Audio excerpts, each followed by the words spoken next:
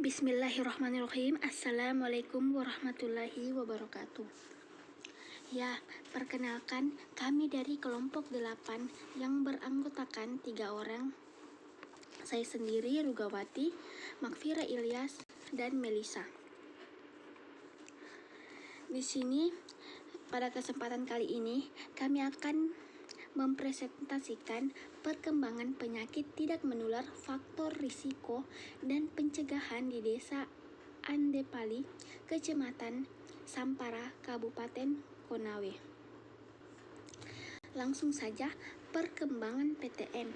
Penyakit tidak menular merupakan penyakit yang tidak ditularkan dan tidak ditransmisikan kepada orang lain dengan bentuk kontak apapun, menyebabkan kematian dan membunuh sekitar 35 juta manusia setiap tahunnya, atau 60% dari seluruh kematian secara global, dengan 80% prevalensi pada negara berkembang.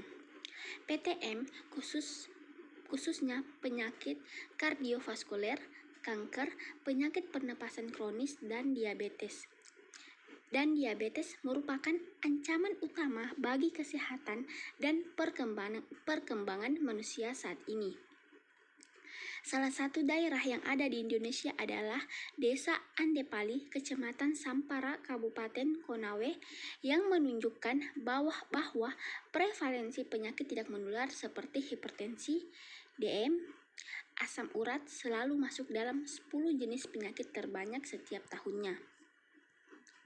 Adapun lanjutannya, hipertensi merupakan penyakit tidak menular yang menjadi masalah kesehatan yang penting di Desa Andepali, Kecamatan Sampara, Kabupaten Konawe karena prevalensinya yang tinggi dan terus meningkat serta hubungannya dengan penyakit kardiovaskuler, stroke, retinopati, diabetika, dan penyakit ginjal. Upaya rutin pemeriksaan tekanan darah dan memahami faktor risiko yang menjadi pencetus gangguan kardiovaskuler perlu dilakukan juga dari lingkungan.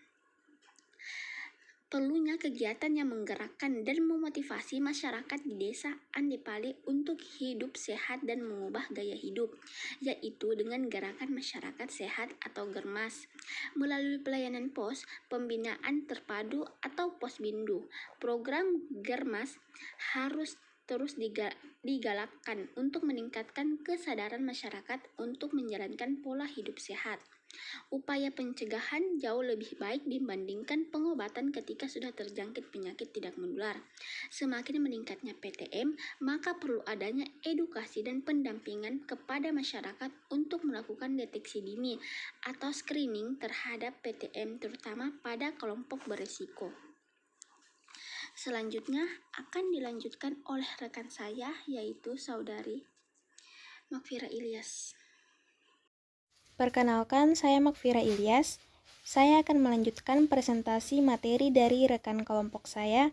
Adapun faktor risiko penyakit tidak menular yaitu faktor risiko yang tidak dapat dimodifikasi dan faktor risiko yang dapat dimodifikasi.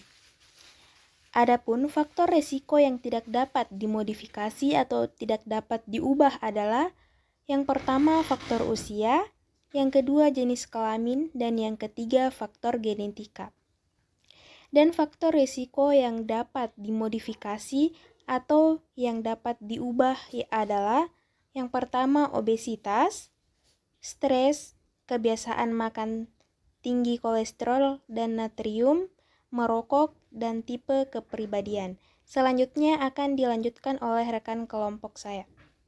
Selanjutnya yaitu pencegahan penyakit tidak menular. Yang pertama, melakukan penyuluhan kesehatan tentang penyakit tidak menular. Kemudian melakukan pemeriksaan yang rutin di puskesmas atau rumah sakit, di mana direkomendasikan untuk mau memeriksakan diri dengan melakukan deteksi dini, khususnya bagi yang berisiko tinggi penyakit tidak menular. Kemudian berolahraga secara teratur. Tingkatkan aktivitas fisik secara progresif untuk mencapai tingkat moderat seperti jalan cepat setidaknya 30 menit per hari atau 5 hari dalam seminggu. Kemudian, kontrol berat badan dan menghindari kelebihan berat badan dengan mengurangi makanan berkalori dan melakukan aktivitas fisik dengan cukup. Kemudian, mengonsumsi buah dan sayur, di mana konsumsi sayur dan buah lebih dari 5 porsi per hari, konsumsi garam tidak lebih dari 1 sendok per orang per hari, konsumsi gula tidak lebih dari 4 sendok makan per orang per hari, kemudian tidak lebih dari 5 sendok makan per orang per hari. Kemudian tidak merokok dan tidak mengonsumsi alkohol. Kemudian kurangi makan makanan berlemak. Mengurangi makanan-makanan berlemak, total konsumsi lemak 5 sendok makan per hari, di mana batasi daging berlemak, lemak susu, minyak goreng, ganti minyak sawi dan minyak kelapa. Kemudian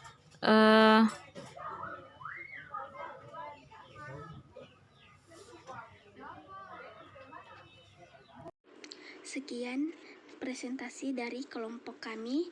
Lebih dan kurangnya mohon dimaafkan. Assalamualaikum warahmatullahi wabarakatuh.